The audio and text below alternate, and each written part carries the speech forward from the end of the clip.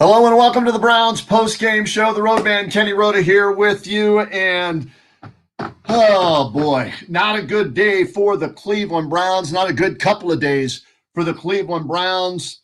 We heard all about the COVID situations, and 4 wide receivers were down, and 2 linebackers were down.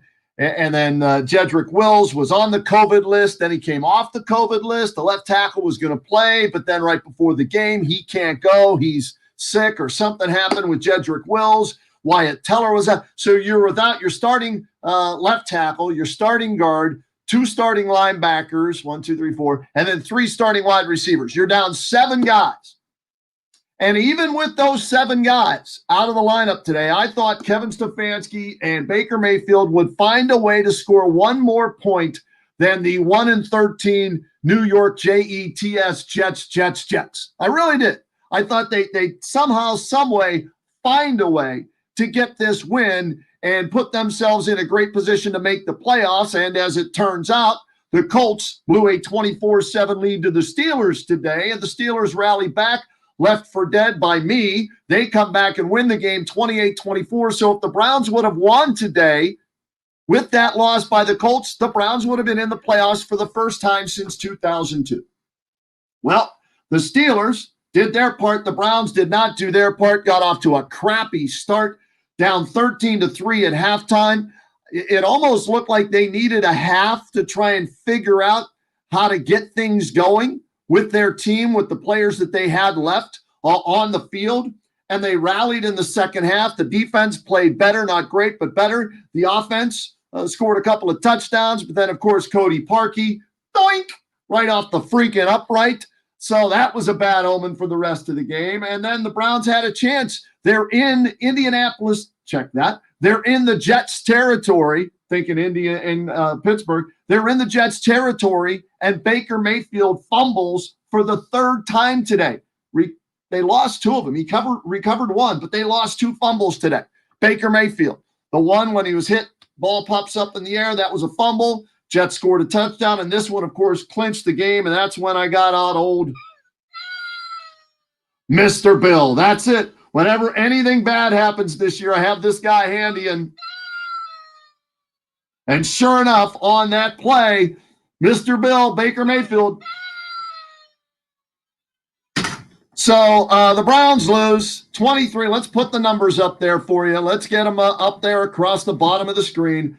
Browns lose to the Jets 23-16. They fall to 10-5 on the year. I don't know what the playoff scenarios are right now. I'll be perfectly honest with you. Maybe as we do this show, we're going to bring some guests in here in a second. Maybe as we do this show, we'll get the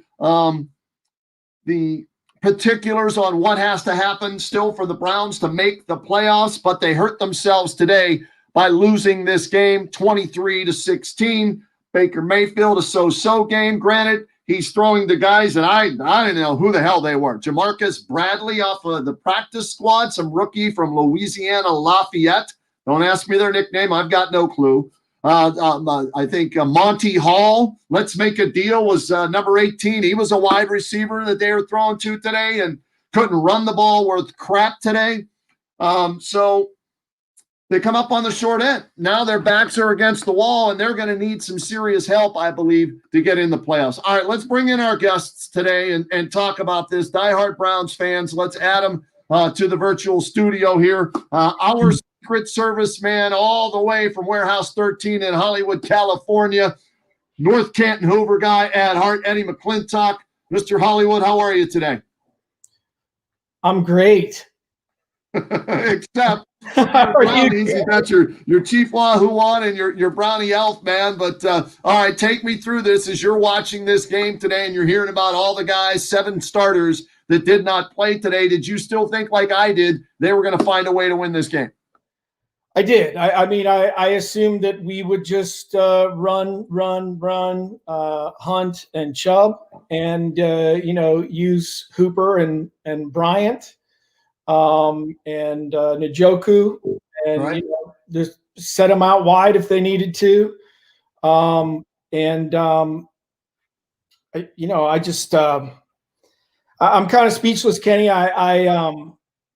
Their first team was better than our third team today. It just It is what it is. I thought the no fumble call was a killer when the Bradford no fumble call, because to Zach and I, his arm was still back, but they had called the play dead, and they were going to have to deal with that, because otherwise the Browns recovered and ran into the in for a touchdown. Yep. So they didn't want to deal with that. So they called it a no fumble, and I think it's safe to say from here on out we should just run Chubb or Hunt on 4th and 1. God love Baker, but he gets batted around in there. He's not the biggest guy on the field, and it is what it is. So yeah, I'm just reading a quote here from Kevin Stefanski in his postgame press conference from Scott Petrak, brownzone.com. Browns coach Kevin Stefanski on his unsuccessful challenge of what looked like a Myles Garrett strip sack, what you just referenced right there. It was hard for the officials to go away from incomplete call. If they hadn't blown the whistle, probably would have stayed a fumble. So the fact that they ruled it incomplete right away, that, and you heard have to deal with it. Gene Steratore, the official they had in the booth, he thought it was a fumble, right? So did I. I even tweeted it out. I said, that's a fumble. Yeah. And that was I figured Sam Darnold would make a mistake today. He normally does, right? That's why the Jets are 1-13. Right. And they're not sure if they're going to keep him. And they, now they've got 2 wins. They're not getting the first overall pick in the draft. So they just lost out on Trevor Lawrence. But I figured he'd make a mistake. And that was that mistake. But the football gods, the officiating gods were with the Jets today. And that was a big non-touchdown or non-turning point in the game. It really could have turned the game around. Don't you think? Yeah. It like you just said, and I think like every reasonable football fan out there that saw that would say that his arm was still going back when he lost control of the ball. And then when he came forward, the ball was already out of his control. He pushed it. Right. Yeah, he was swinging at the ball. It was in the air, and he was swinging at the ball. So, all right, let's bring in we go from a Mr. Hollywood to a diehard Cleveland Browns fan, one of Eddie's good friends, Zach Terry. And Zach, you and I were talking before we set this all up, and that is just it's like scanners, man. The head explodes again as the Browns are knocking on that door to get in the playoffs. The Steelers actually do the Browns a favor, rally from the dead, code blue. They got the card out, jumped the Steelers, gave them some life, and they did the Browns a solid, and then the Browns couldn't come through in the end. How frustrated are you? Oh, unbelievably frustrating. The news kind of broke late yesterday here, and I have 3 sons, and we're talking about the game, getting ready for it yesterday, but still hope that we're good enough that we could probably still beat the Jets, and then it looked so bad at the start. We're down, Pittsburgh's down, and then it flipped. I thought there was some optimism there, but boy, just to have that rug pulled out from underneath us, it's tough, man. It's what a frustrating day all the way around. Just very frustrating. From the call that Eddie and you just discussed, I mean, we were texting back and forth, that has to be, but then the unfortunately that pessimism from years and years of Browns losing in heartbreaking ways, we both knew there was no way they were going to overturn the call. We called that. So a buddy of mine texted me and said this weekend isn't starting right. And what he meant was last night, the Raiders losing in typical Browns fashion the way they did. Eddie, they're in Vegas now, but do people still follow the Raiders out in Hollywood, California there? You got any actor buddies that are Raider fans, or no, they're long forgotten because they were Oakland, LA, now they're in Vegas? I don't have any actor buddies, but no, man, I don't know. I know that I was watching and I was pulling for him because I knew what it could, that it could help the Browns. Actually, Zach and I were texting last night, and I was like, "So do we want the Raiders?" He's like, "Yeah, Raiders." So Raiders, and right. It's easy to armchair quarterback, but not going for the touchdown there and stopping short of the goal line, and I know. Well, that's what my buddy said. That's a bad omen, right? the losing in old Browns fashion the way they did last night. So that keeps and again, I don't know all the tiebreaker scenarios, but I know if there's like a menage a tie, right, between the Browns and two other teams, they are going to lose out on the menage a tie. They just need a two-team tie with the Titans or the Colts, and they win that tiebreaker because they beat them head-to-head. But you get three teams involved, and it's not good for the Browns. So we'll have to wait and see what all the I'm waiting for my buddy Scott Petrak at Brown Zone or Mary Kay Cabot or somebody on Twitter to break down, give me the tiebreaker scenarios. As my old mentor Jeff Sindelar used to say, gang neighbors, the scenario sucks, Rhoda. And right now it kind of does, So, Zach, you got any clue? Have you seen anything on social media what the tiebreakers are, or are we all just waiting for somebody to lay it out? I know I guess due to strength of schedule or something that I know the Dolphins have a tiebreaker over us, and so do Baltimore. And then I know we have the tiebreakers over the Colts and the Titans. But depending on how those last two play out, it could go either way. So I'm assuming we have to win and then need some luck. Although I guess because the Colts did lose, maybe it's a win and we're in. But again, I don't know. I don't know. I'm looking at Jake Trotter here. He says Browns can still clinch a playoff berth next weekend with a victory over the Steelers or a Colt loss. But the Colts play Jacksonville. So we have to win. Yeah, so that's not happening, right? But the Steelers it'll be interesting to see too. Zach, hold on. It'll be interesting to see what the Steelers do because they won. They clinched the division today. They were left for dead. They were on their way to their fourth straight loss. They're down 24-7 in the third quarter. It looks like. And then next week, had the Browns won, that could have been for the division championship outright, head-to-head, right? But the Steelers win, so they clinched the division. Now, I don't know if they've clinched either the third or fourth spot already. I think Buffalo head-to-head owns that tiebreaker, so Buffalo's going to be 2 behind Kansas City. So 3 and 4, whoever wins, Colts or Titans, and the Steelers. I'm not sure. I don't know if it matters to them, okay, at that point. So I'm wondering who's going to play for the Steelers next week. Do they play Ben Roethlisberger, take a chance of him getting hurt? Because if he does, they're screwed. They're not having a chance in the playoffs. Or do they play Mason Rudolph in that final game? And how ironic would that be, right?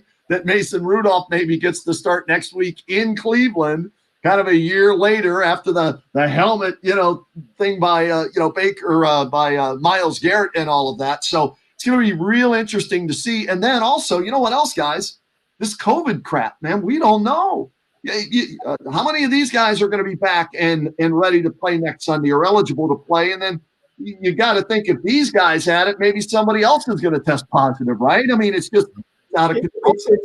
It's such a lame way for the season to go. I mean, I don't get it. The Steelers got a game postponed. The Ravens also postponed. This seemed like a perfect opportunity. Babe, could you get the squeaky toy from the dog? Oh, been there, done that, Eddie. It's great. Man, I heard it. I knew exactly what the noise was, too, in the background, man. I'm sitting there going, yep, Frankie's done that before. Let's get another dog. Yeah. That'll be great. It just seemed like, a perfect opportunity for the league to step up and say, you know what, Cleveland, let's throw some respect on Cleveland and give them a chance to let's do the right thing. Mm-hmm. But no. Yeah.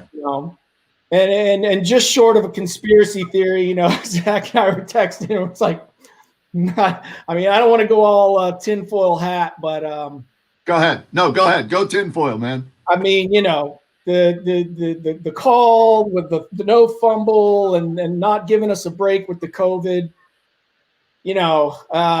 it just it feels like, the whole us against the world thing isn't really all that far-fetched. No.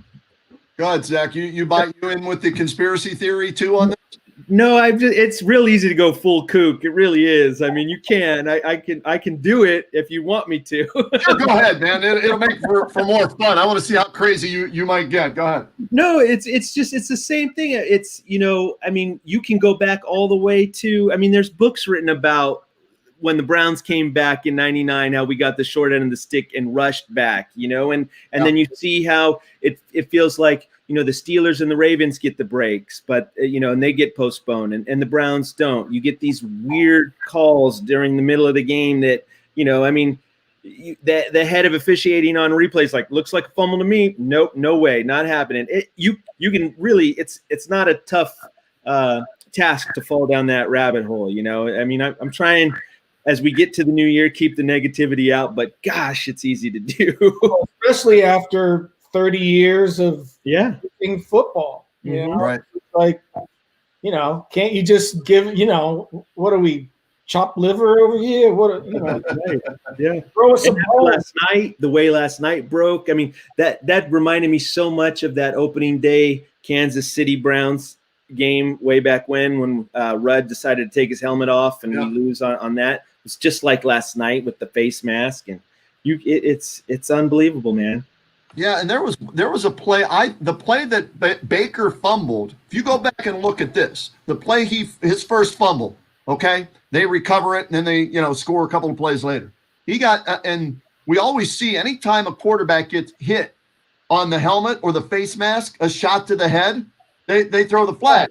Go back and look at that because I did. I slow-moed it and everything. He part of the face mask and hits him in the ear hole, but there was no flag called on that. And then later in the game, I don't know if it was a makeup call for that. The one that they called roughing the passer on, that was total BS. I'm going.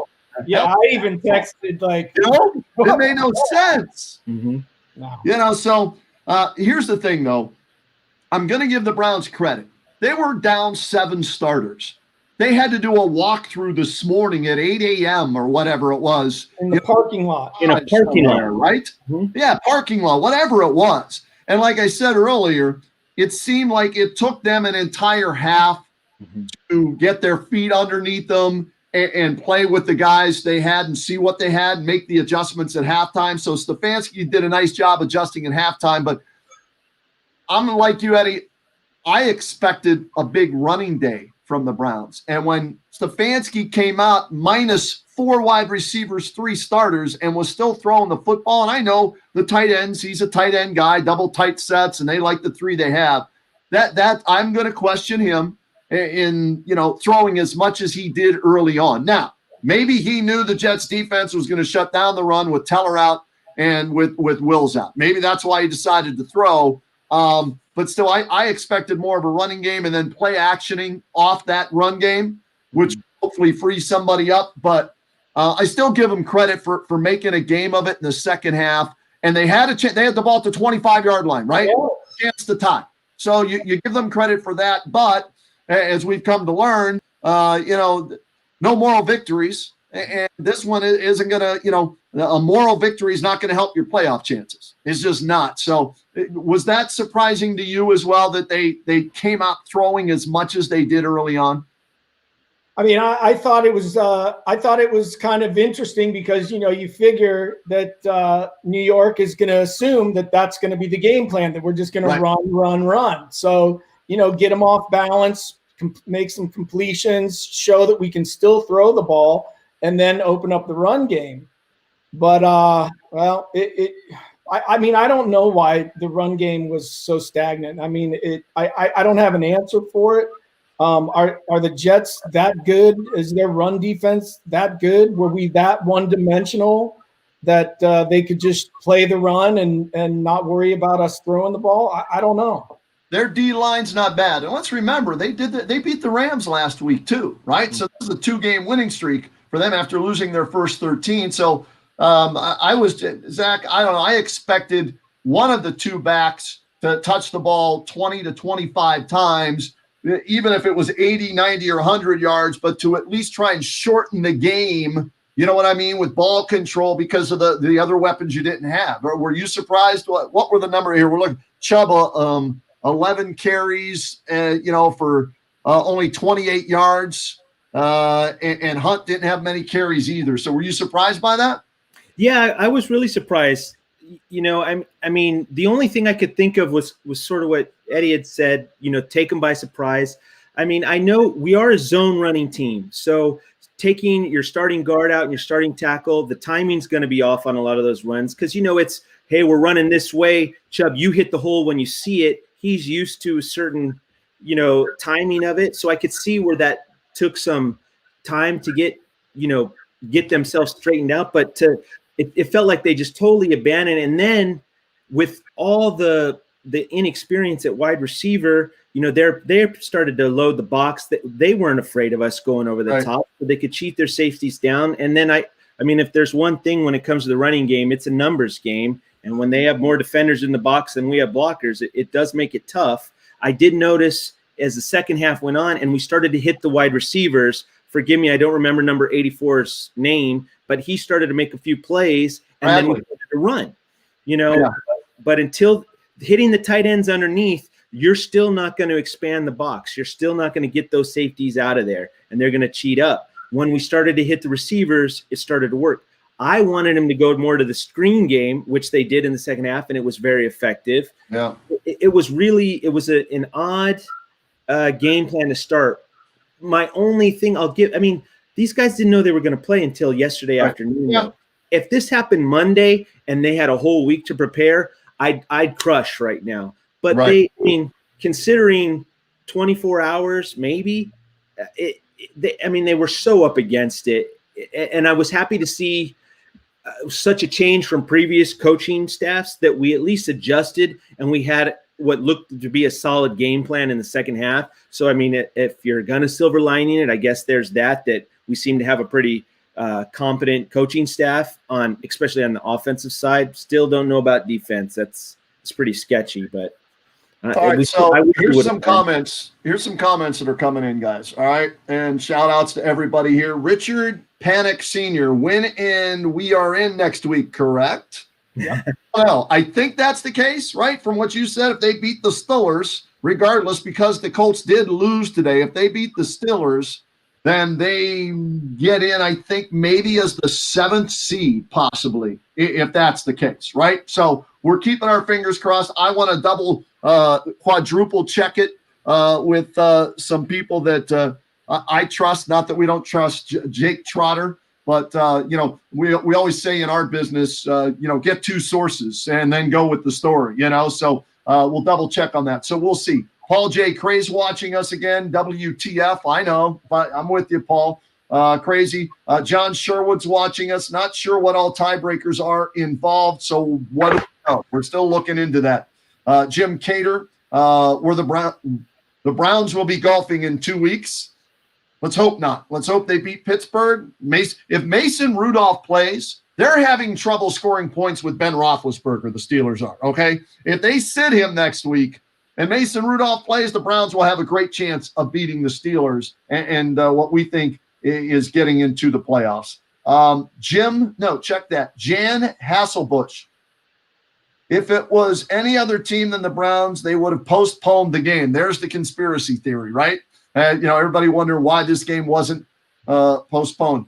Glenn Gresh says 1 yard, 1 stinking yard, and you let your 6 foot, 190-pound QB take it. Your fullback and best runner on the bench and another in the game. Horrible. He got the first down 2 other times earlier. So, okay, maybe you say 3 times is too many. They're ready for that, and they obviously were, right? So maybe that's where you turn and you give it to Chubb or you give it to Hunt. So, Glenn, hard to argue. They had success twice on it. I actually love the fact that they were under center. And he's putting on the foil hat. Conspiracy. Is that from Warehouse 13? You got that? Does that have special powers, Eddie? That's great. John fitting. Fairwood. Jets should have beat the Raiders. Okay, what else we got? Larry Hall, Craig Easterday, 6 others are watching us here today. Jeff Sebastiano is watching us. Ryan Tana is watching us today. Craig Easterday sent us this message, guys. Just a disappointment. Lack of a running game really hurt. It's hard to beat any team minus your receiving core and 2 linebackers. We didn't get much of a pass rush, and they had a lack of communication on the back end. Yeah, twice they got burned badly on the back end. You know who was back there making the calls, don't you, Eddie? You know, My boy. today Hey, he made a tackle today. he made one tackle and blew 3 coverages. But it was a good one. Sandejo. It was a good I saw he was back. I'm happy he recovered from his concussion, but I saw he was back today, and I was like, shoot, this isn't good. The comeback was admirable, but it wasn't good enough. We can hope to get a win next week and advance to the playoffs. Dejan Jovicic is watching us as well today. All these coming in via Facebook, so thanks to everybody who sent those in. Let's see here. Some other comments. Throw this one up, guys. J. Bly 05. Browns hosed themselves by having all 4 starting wide receivers hanging out in close proximity to each other. All right, what do we say about that? I mean, supposedly they were doing virtual meetings, and you want to try and social distance as much as you can, right? So, how did all 4 wideouts get it, and why? I mean, was it in practice where they were in the huddle? What? I mean, that's a fair question to ask, don't you think, considering everything that's gone on? Eddie, I'll start with you. Well, from what I heard, they were with Dwayne Haskins at the nudie bar, and none of them were wearing masks. So, it's frustrating to see that. 4 guys. I don't know. You're damned if you do, you're damned if you don't. It's like, do they stay together so that they're least likely to be contagious with the other groups? Do you keep them completely on their own, sequestered? It's a crapshoot. The whole thing is a mess. So, all right, Zach, I'm going to throw this one up here. You look at this. Read it. Kicked in the heart again. This is from Connie. Holding on to that thread of hope. Maybe I'll get a late Christmas and birthday gift. As always, WHBC is on for the game, and Kenny and JT tomorrow. Look at that. We love Connie. She's our agent. She's giving us some love out there, and she turns the sound down and listens to Jimmy Donovan and to Doug Deacon. So do you feel like you got kicked in the gut again, like when, or punched in the gut again, like when Art Modell sucker punched the city of Cleveland, or no, you still have hope for next week? Oh, yeah. A little bit of both, not to be wishy-washy, but yeah, I mean, it's a gut punch because I thought the trap game was last week against the Giants. I didn't think it'd be the Jets that would be the issue, but then, then comes COVID. It was there for us to take. That's what was frustrating. And then now it's up in the air. So yeah, it's frustrating because I was talking to my son. He just turned 16 and he's never seen the Browns in the playoffs, and we're like, this could be the first year, and now we got to wait again. So it is tough. You start to pump your chest out here, and Eddie and I are out here on the West Coast, and as they're doing better, we're wearing our gear and people are excited for us in the community, and then it's like, oh, here we go again. So it's tough. Hey guys, help me here. Did Baker fumble 3 times today? Did he lose 3 fumbles? I thought so. I'm going by, as you see on my crawl, I trusted ESPN.com. I went to their final stats, and when I did, final score, Browns lose 23-16. They only had him down for 2 fumbles, because I'm reading a tweet here from Mary Kay Cabot. Browns Baker Mayfield answered only 1 question and then got up and walked away, said he failed the team, obviously very mad at himself for the 3 fumbles. So I was trusting, and there what did I just say? 2 sources, right? And I went to one thinking, oh, it's the 4-letter network. They know everything. So I went by their stats, their final stats, and they said he only had 2 fumbles. Are you seeing otherwise? It is 2020. So yeah, that's true. I'm looking. Yeah. I remember. I mean, I can think off the top of my head the 2 for sure. I feel like there was the 3rd in the 3rd quarter, right? He had 1 in the 3rd, I thought, as well. Okay, yeah. Then that's the last time I trust ESPN.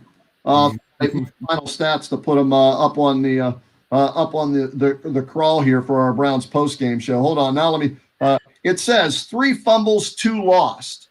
So he lost 2 fumbles. And, well, yeah, you know what, though? He did that. Technically, he did. He fumbled 3 times there. Kareem Hunt recovered that last. Right. but it was short of the first down because you can't advance the football in the fourth. So I apologize to ESPN. They were right. He only lost 2 fumbles, but he fumbled it 3 times. His complaint about his own personal play was, I put the ball on the turf 3 times. If he doesn't fumble that last time, they probably get the first down and the drive stays alive. So yeah, I mean, you could see the line judge running out, and he was, past the first down. The way he was coming out, I was like, oh, okay. I didn't even see the fumble. I didn't see it go to Hunt. I just saw Baker go back, and the line judge came out and was past the first down, and then it became a mess. Right. So, here's one from LJ 646508828. Listen, without blocked field goals and missed PAT, it's a blowout. So you add the points on. Well, 23-16, so it would have been 27-17 there. It could have been worse. That's fair. Let's be here. Now, what about this one? Let's be honest. Baker is a fraud. Wazzy socks. Can't go there. Played without a top 4 wide receivers. Yes, maybe he tried to do too much, put too much pressure on himself, had a bad day, 2 turnovers. You can't do that at quarterback. When they were winning, what was his strength, guys? Not turning the football over. But in fairness to, that last message,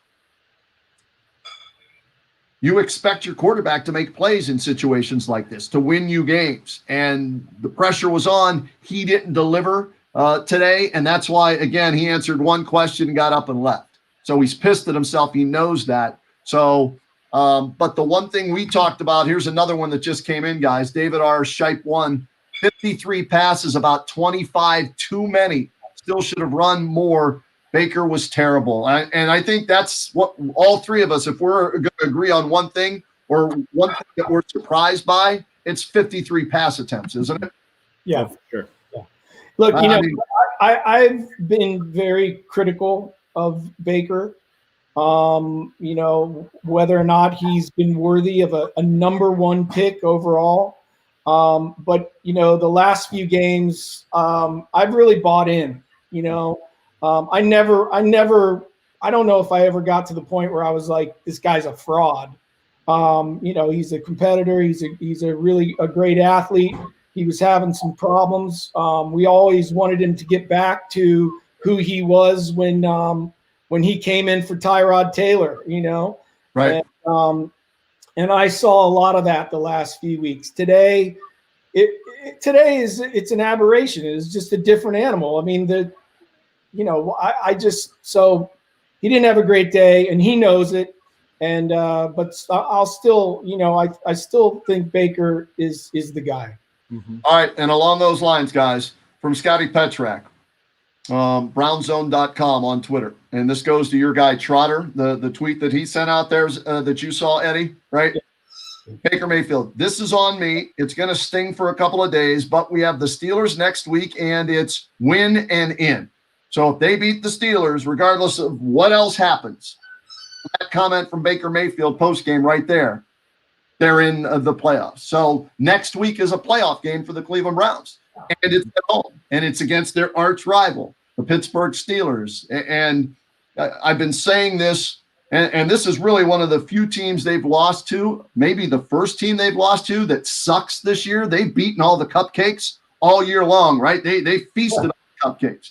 But if you're going to make the playoffs, if you're going to challenge for your division, you've got to beat somebody other than the Cincinnati Bengals in your division, right? Mm-hmm. You've got to prove that you can play with, and they did. They lost in overtime to Baltimore. They got blowed out in the other game against the Ravens and blowed out, the first time against the Steelers. But this is going to basically tell you whether you are a playoff team or not. You have a divisional rival at home. It is a must-win game for the Steelers. It is not. So there's, more pressure on you than there is on the Steelers. But if you want to prove you belong with the big boys, right, you've got to win a big divisional game like this, and it's Pittsburgh next week. So let's, I guess, look ahead to that. We don't know who's going to play, who's not going to play for both teams yet. But how do you think the Browns will handle the pressure of a must-win game? I've been saying it early in the year there have been a few must-win games, but really not, because other games have been left to play. Eddie, I'll start with you. Do you want the old Cleveland Browns fan opinion, or do you want the You know what I want? I want like Cleveland Browns fan opinion? what was it in Animal House? You know, where you have the angel and the devil. So the old Browns fan and the new Browns fan. Give me both of them that are having conversation with each other. You know, the old Browns fan says that they lose in some miraculous fashion that breaks all of our hearts and, you know, sends us all into a deep depression. The new Browns fan says, you know, I think Baker Mayfield rebounds from this. I think we get our guys back. And I think it's good for. That's all right. Love it, man. Hey, it's 2020. It's Zoom. It's StreamYard. It's Zoom. It's whatever, man. We have 3 dogs. Oh, I've got a dog and a cat. And our entire house in the front is glass. Is so they just sit there and look out the front all day and wait for people to come by. So FedEx, UPS, mailman, anybody walking by, right? Yeah. Up the storm. Hopefully, the Browns will be parking as much as they are next week. Yeah, look, I think that the Browns rebound from this. They get their guys back, and they push hard next week. I think we see the same team next week that we saw against the Ravens in the overtime loss. All right, Zach. What about you? Yeah, I'm going with the optimistic look here. I think they're going to come out and give it their all next week. I think. You know, I mean, the receiving group, they were out because of precautionary reasons, because of the protocols, but none of them have tested positive yet. And I guess what we'll know in like 3 or 4 days for that. Right. I guess Wills, the tackle, wasn't out because of COVID, right? It was just illness is what I heard them mention. I mean, that's iffy. We don't know. Right. And then hopefully Teller's back as well. I guess Harrison might be back next week at safety, right? He was cleared off IR. So there's a chance we're coming in healthy. We're in a must win. It seems like Pittsburgh's not, but that makes me a little nervous. I kind of wish they were, because then I don't want to look past them. You know, I feel that there was a little of that today, despite all the other shenanigans. Yeah. But I'm hoping they come out and run the rock, you know, bring their lunch pail and their hard hat and get to work. I mean, it's at home. Not that the crowd's that big of a factor, but 12,000. I think they've got, you know, it's set up for them. That's all at least it's in our control, right? If it's a win and we're in, at least it's not, we got to win and 3 other things have to happen. At least. Remember the last time they made the playoffs, guys, 2002, they had to beat Michael Vick and the Falcons that last game, right? Run. 6 other teams had to lose, and it all played out. Like you said, Zach, next week, you control your own destiny. All right. Yeah. This one, the bitter taste in your mouth, minus players or not, should have beat the Jets. They suck. But you can wipe all that away and get in the playoffs for the first time in 17, 18 years, whatever it's been, by beating the Steelers at home next week. It really is that black and white. It is that simple. Win and you are in. No three-way tiebreaker scenarios and all of that. And so that's good news. Dejan Jovicic? Yes. I'm terrible with spelling and pronouncing names. Dejan Jovicic checking us out. We appreciate that. Gary Worrell. What's up, Gary? Long time no talk. He's checking us out. Jeff Kowalczyk is watching us today. John Sherwood. I picked them to finish 11-5, but I figured they would lose to the Giants instead of the Jets. Okay. Fair enough. Darius Hurd is watching it. What's up, D? How you doing, man? Scotty Merck's Ticket Agency. You ever need a ticket? When we get back to normal, okay? If you ever need a ticket, Eddie, you need a ticket somewhere in Hollywood, or your friends need a ticket. Zach, you need a ticket somewhere. I don't care if it's in-state, out-of-state, in the country, out of the country, the Masters, the World Cup, the Olympics. My guy, Scotty Merck, will deliver you the ticket. I'll give you a quick story. Here's here. 2002. Buckeyes were playing for the national championship, Tempe, Arizona. We could only get one press pass for the game. So my producer wanted to at least go to the game, right? So I'm like, damn, we only got one press pass. I'm going to call my guy, Scotty Merck. So we're already in Arizona, day of the game. He's like, I got you, man. 216-433-0055, Merck's Ticket Agency. I called that number. Scotty, I got you. Half hour later, swear to God, half hour later, I'm lounging by the pool. Is there a Mr. Rhoda here? Mr. Rhoda? Yeah, me over here. Hi, Scotty Merck sent you. Here's your ticket for the game. That fast. So if you ever need a ticket, my guy Scotty Merck's checking us out. He's got you covered. I'll definitely do that. I'll definitely do that because the Browns used to fly me into the games. They flew me into a couple games and used to give me tickets, and then they were kind of like, nah. So, what show are you on now? Right, yeah. How can you help us now with your celebrityism, right? Yeah, I know. I was supposed to do the. They flew me in one time, and I was supposed to do the halftime show where they do the da da da da da da da da and the O-H-I. Right. And it was late in the second quarter, and my handler came over, and she's like, "Are you ready? So that we can take you out." I was going to go to the middle of the field during the game and do the OHIO, right? Right. And with I don't know, a few minutes left in the second quarter, she came over to me and said, the NFL has just deemed that an illegal incitement of the crowd, and we're no longer allowed to do it. And so, what? Yeah. That's crazy. But they can play Hang on Sloopy and put it up on the scoreboard, but they can't have you out there getting them off. Because, I get really excited. I can really get a crowd going, Kenny. I mean, you see this. You see. Absolutely. I mean, you're a staple on this show each and every week. Whenever you want to be, the open invite is there for Eddie McClintock, Hollywood Guru, Secret Service Agent, Warehouse 13. Did you guys do something recently with that? Did I see something on what you guys got together or did something for Warehouse 13, didn't you? Yeah, we did a virtual Wizard World convention. That's awesome, dude. It was the first time I've been together with the entire cast in several years, so it was cool.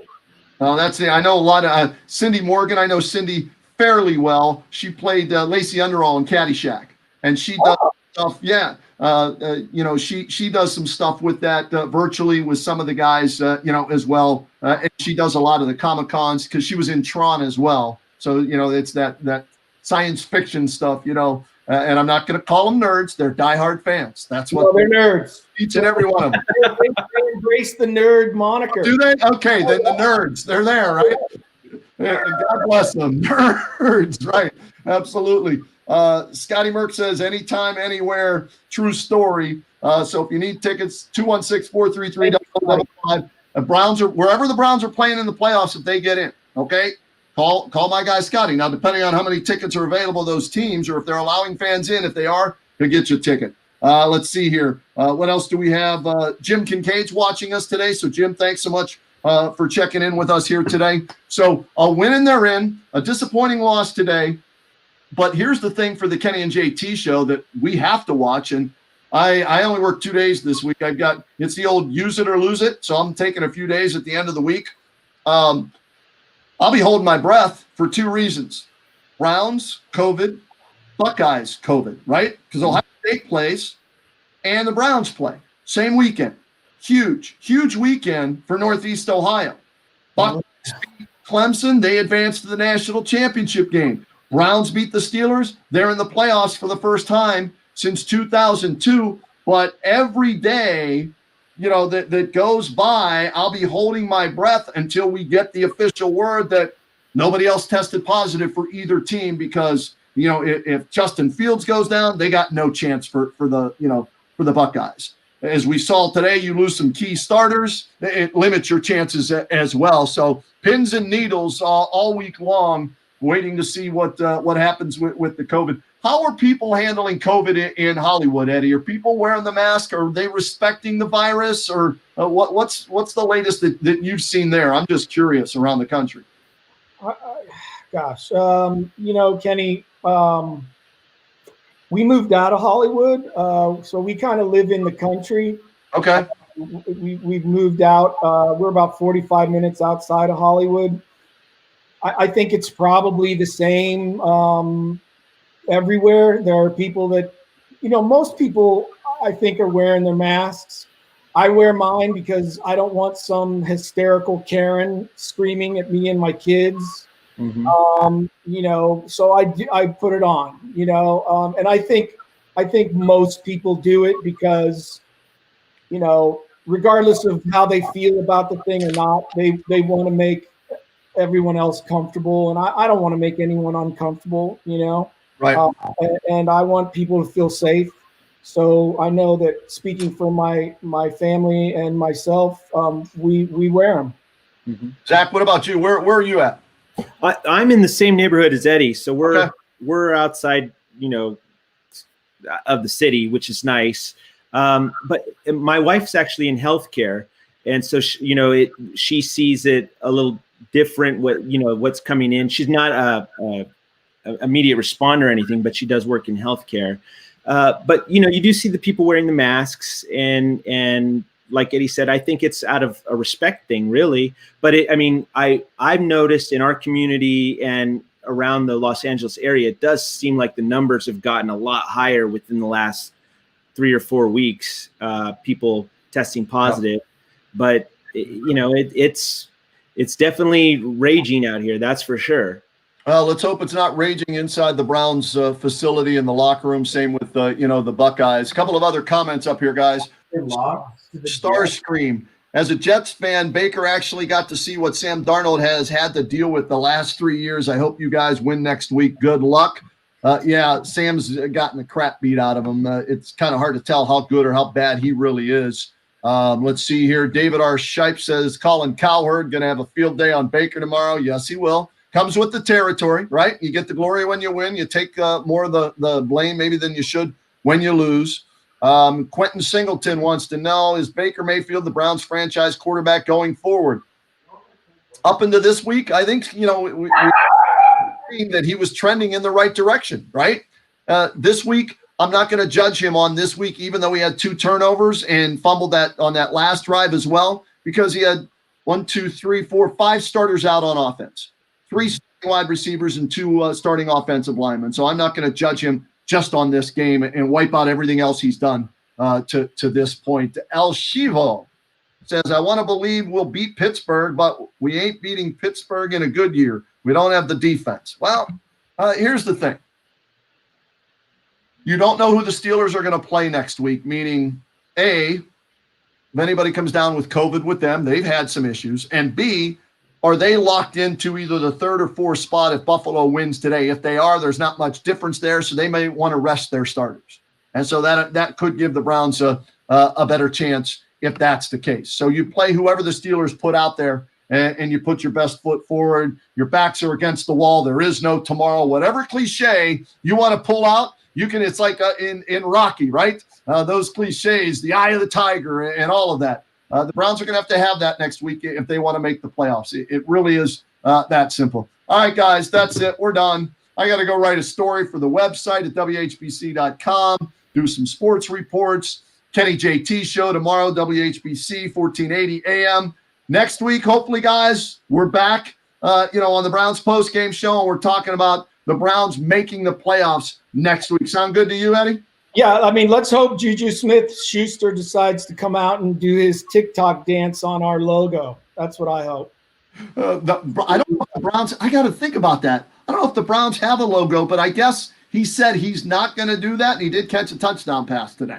So I think Mike Tomlin got to him. But maybe – you know what? Now that they won, maybe he'll be stupid, and he'll dance something. I'll be fired up. You good next week, Zach, to talk playoffs with the Brownies? Absolutely, yeah, and hopefully we'll get to celebrate Ohio State stomping Clemson too. That too could be a big Buckeye Browns weekend next week, guys. Thanks so much for checking in. Be safe in California. We'll talk to you next week. All right. Thank you, Kenny. Thanks. Terry, see you guys with us here today on the Browns postgame show. Eddie McClintock from Warehouse 13, Mr. Hollywood from North Canton, Ohio, Hoover High School, checking in with us. All right, that's going to do it. The Brownies. They lose today, so they could have clinched a playoff spot because the Steelers were victorious over the Colts. But what this does, it sets up an opportunity for the Browns to control their own destiny. They win next week. According to Baker Mayfield, they're in. Win and you're in. The ball's in your hands. It's at home. It's your arch rival. prove that you belong with the big boys by winning next week's game. All right, that's going to do it. Thanks to everybody for checking in via Twitter, Periscope, Facebook, YouTube channel, whatever it is. We'll do this again next Sunday after the Browns-Steelers game. And don't forget, join us Saturday as well after the Buckeyes beat Clemson. We'll do it on the Buckeyes postgame show as well. Have a great week, everybody. Be safe out there. Please, please, please wear your damn mask. Wash your hands, social distance. Let's do what we can as we hopefully are on the path to, with the vaccine, tackling this coronavirus. All right, everybody. Talk to you next week. See you. Bye.